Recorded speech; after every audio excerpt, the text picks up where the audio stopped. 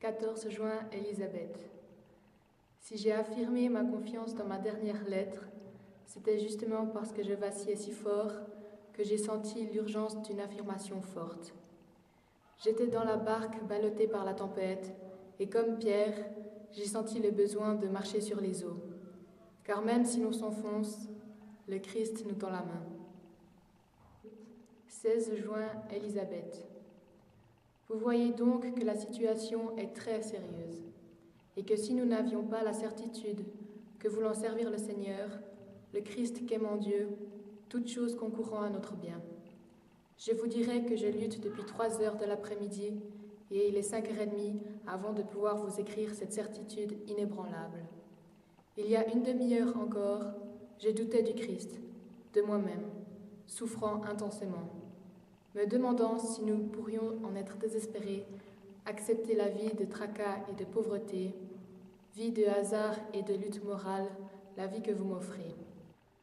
Avant de bâtir la tour, j'ai réfléchi, j'ai contemplé mes forces et j'étais si angoissée que je ne savais plus que crier à Christ.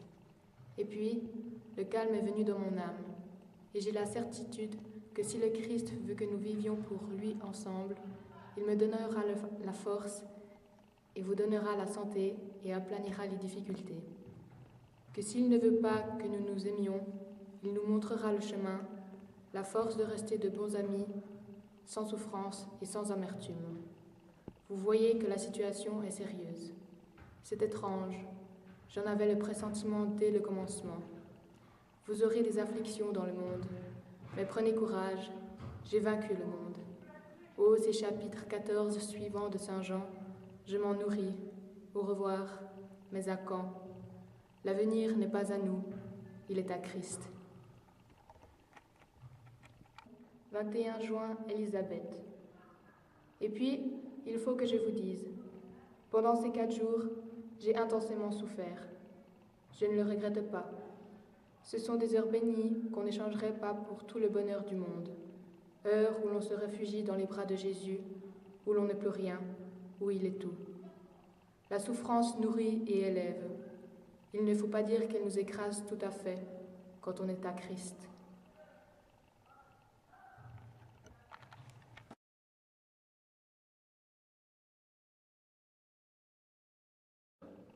« 24 juin, Jacques. Quel imbécile j'ai été de parler de souffrance. Je mérite de fameux coups de poing. Je pensais que vous prendriez cette phrase comme une phrase générale. C'est vrai, il y a des pays où trop de froid éteint la vie. Mais quand on tâche de vivre avec Christ, il y a toujours de la chaleur.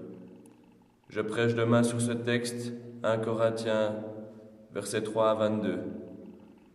Toutes choses sont venues à vous, le monde, la vie, la mort, le présent, l'avenir. Tout dépend de vous, et vous de Christ, et Christ de Dieu. 29 juin, Élisabeth. Mon amie, pardon d'être si vacillante, si peu sûre de moi. Chaque fois que je vous vois si aimant, je crains de ne pas l'être assez, de ne pas vous donner ce que vous me donnez, de ne pouvoir pas redire « je suis à vous », mais je suis à Christ, vous êtes à lui, nous sommes à lui. Alors j'ai confiance, quand même. Priez beaucoup pour moi, Jacques. Soyez ferme et fort pour moi qui suis si faible. Ne vous faites pas d'illusions. J'ai peur que votre affection, que la lueur de votre flamme ne vous aveugle. C'est pour cela que j'ai souligné « aime ce qui est correct et fier ». Je me sens indigne de votre affection. Oh, combien je languis de vous voir. 5 juillet, Jacques. Merci, merci pour la vôtre, pour ce que vous êtes. Oui, nous aurions pu prier, et c'est une lacune. Mais Christ n'était-il pas avec nous quand même dans toutes nos préoccupations? 13 juillet, Jacques. Il y a 3 sortes de gens. Il y a ceux qui s'encroutent dans la matière, pauvres frettes inférieures que je voudrais aimer sans mépris pour les sortir de là où ils s'abrutissent. Il y a ceux qui sont partis pour les nuages, qui méprisent la chair, qui la traitent durement, toujours, qui vivent sur une colonne pendant 19 ans pour être plus près de Christ, qui s'enferment dans un couvent pour ne pas succomber aux convoitises matérielles, qui retiennent leur souffle pour mieux être à même de tout leur ôter, même de leur respiration, de manière à trouver le point de liaison, de communion parfaite de leur être avec Dieu, comme les yogis de l'Inde. Ceux-ci, je les admire si profondément que je regrette avec amertume qu'ils soient perdus pour eux-mêmes, pour les autres hommes et pour la terre. Je voudrais les décrocher de leurs colonnes. 18 juillet, Élisabeth. Comme enfant déjà, je faisais le même raisonnement que vous. Si tout le monde aime plus les autres que soi-même, personne ne pourra plus aimer personne. Alors, le chrétien transpose le sujet de son amour, ou plutôt, il projette chaque amour humain sur le plan divin et aime les autres en Christ, en Dieu. Et il semble que tout soit résolu, clair et net comme une équation arithmétique.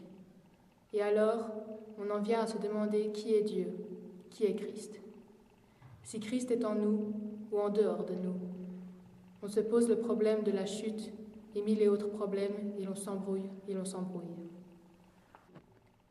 Christ nous donne un commandement nouveau, c'est de nous aimer les uns les autres et l'on se dit, tiens, c'est vrai, si j'essayais, et l'on essaye tout simplement de faire plaisir, d'être gentil, de rendre des services. Et tout s'éclaire d'une manière invraisemblable. De temps en temps, Christ lui-même se fait sentir à notre âme. Et l'on comprend aussi le trouble, les moments où l'on se demande si le Christ, ce n'est pas une autosuggestion. Et l'on revient à la chose simple qui consiste à faire plaisir aux autres. Alors, il y a des moments où c'est bien difficile. Christ est là. Je n'aime pas mettre Christ ainsi à la brèche dès qu'on en a besoin. Mais n'est-ce pas que nous voulons le servir lui seul, rechercher premièrement les choses d'en haut? Alors, si nous sommes sincères, à la grâce de Dieu uniquement. 22 juillet, Élisabeth. C'est une bonne chose de la montagne de vous donner le temps de lire un peu, mais c'est étrange. La lecture de la Bible me trouble. Il me semble que Christ s'éloigne, surtout dans Matthieu. Jean, c'est déjà beaucoup plus mon Christ, celui qui est mon ami et que je sens près de moi. Et puis, en lisant l'imitation, cela semble étrange. Dans ces lignes, une partie nous apparaît comme éternellement vraie, mais tout le reste semble passager et faux. Cette haine de l'homme, cette recherche du salut, le mépris de la chair. Que celui qui a la force d'en arriver là y arrive. À certains moments, cela me trouble. Je me demande si vraiment pour être chrétien, il faut renoncer à être homme. Et si accepter la vie en entier, ce n'est pas déserter la voie étroite. Alors, je me dis que ce n'est plus la l'idée ni de notre époque, ni de notre confession. Et je me dis, avec joie, que vivre pleinement n'empêche pas d'être à Christ. Toutes ces conceptions me semblent secondaires. C'est ce qui change. L'amour, c'est ce qui demeure, n'est-ce pas? Et Christ le permet sous toute sa forme. Et puis on pense, oui, c'est très bien. Tu crois ça parce que toi tu aimes, mais non. Nous en avons raison.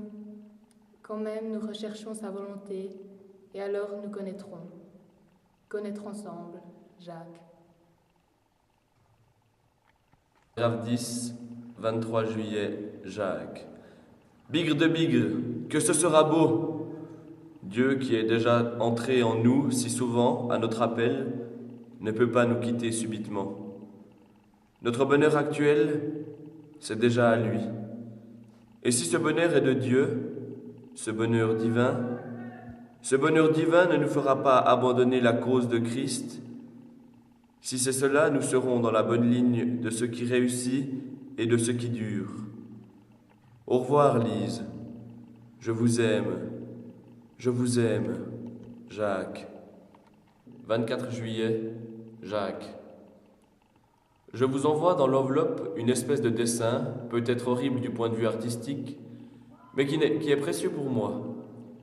Je l'ai fait pendant que j'avais la jaunisse à Collioure. Je n'avais sous la main que de l'encre et un crayon rouge et un jaune. C'est exactement la vue que j'avais de ma fenêtre.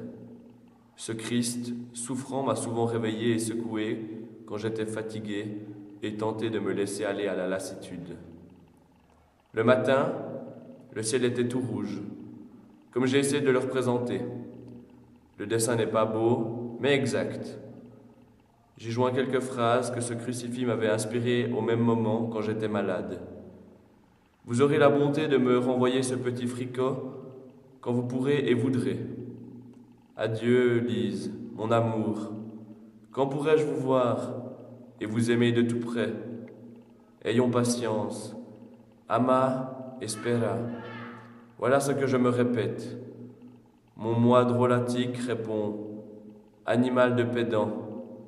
Ne pourrais-tu pas t'exprimer plus simplement? Lise, je vous aime. 24 juillet, Élisabeth.